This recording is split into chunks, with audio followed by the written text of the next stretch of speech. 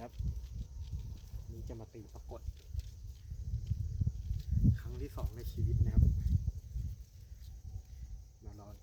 มาลุ้นดูกันว่าจะได้แต้มไหม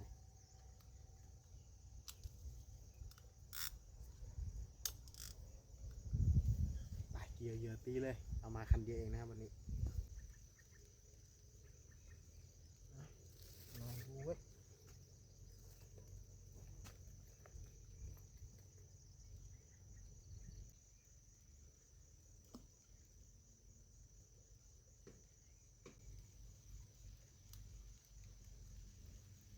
วางเลยครับ